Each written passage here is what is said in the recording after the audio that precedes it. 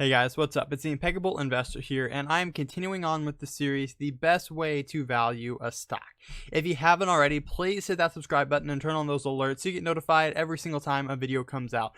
The purpose of this channel is to educate you on how to invest in your future by using stocks, REITs, and dividend approaches. Now, if you haven't already, please claim your free checklist, which is linked below, and let's continue on with this video where we are going to discuss the return on equity ratio. This is the return on equity formula. This is the steps it takes to understand how to get that ratio. Now remember, if you stay tuned just a bit longer, I'll show you a website where all this information is provided for free so that you don't actually have to do any of the math yourself. If we look here at this, you can see that we have net income on top divided by equity. That's basically what this is. Return is your net income.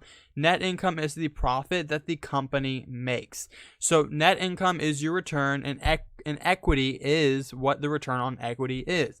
Equity is the amount of money that the shareholders have put into the company itself. So it can be consistent of what they put into the company, the retained earnings, the money that they've made and kept. That is all what equity is. It's the money that they actually have.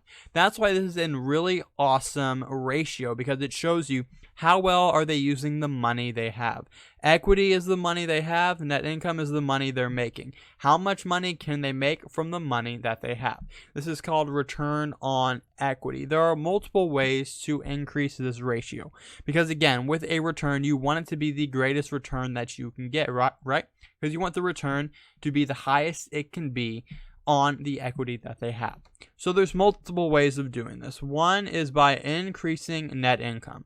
If net income increases in regards to equity, then the return on equity ratio will in turn go up itself. However, there's another way to do this. If the equity goes down, then the return on equity will also go up. Now, how would equity go down? Well, retained earnings get used up. They use equity for other funding projects. They use equity to withdraw because they have a personal thing with the company. That would be more of a smaller business that actually takes out equity to deal with their personal life. But it's just one reason stating how return on equity can increase. Now, if you stay tuned, that's awesome. Please hit that like button, and we'll continue on to showing you that website where it gives you all the information for free. This is that website that I was discussing. This is research.tradeking.com. If you research it from the internet, it's going to say you have to log in. However, if you use the link below in the YouTube description, it will go straight to it without you having to log in. Now, if you've been watching my other videos here, you'll know that I've covered a bunch of different ratios on this website.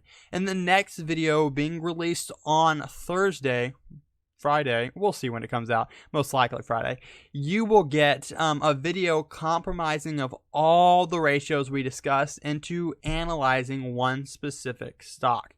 This way, you can show actually how everything entails together, how it strings together, and how it all works. So that's what we're going to be doing, I believe, on Friday. That video will come out. Stay alerted on Instagram and hitting that alerts button. But now moving on to here, the return on equity is going to be down here in the effectiveness. It shows you how effective the company is. So return on equity is going to be our first thing listed here. It actually has a pretty high ratio of an 87.34% ratio.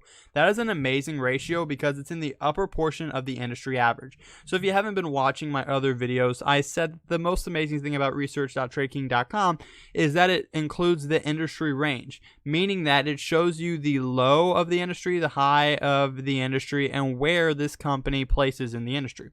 Since, like I said earlier, we want the return on equity to be high. So with 87.34 being in the top portion of this ratio, if we're looking at this stock, PepsiCo, purely based on the return on equity, we're going to look at it as a great investment. So again, guys, this is the website that provides it all to you. But let's get into a closer look, and let's look at a competitor in this industry. That is Coca-Cola. Coca-Cola is the competitor in this industry. They've been around the longest. So if we can see here, Coca-Cola actually has basically half of the return on equity. It's 41.3%. So that actually places it lower on the industry average, but still not in the middle, which means it's still doing good. So if what you can tell here is that between PepsiCo and Coca-Cola, purely looking at the return on equity, you're going to want to go with PepsiCo because it returns more money based on the amount of money that they have.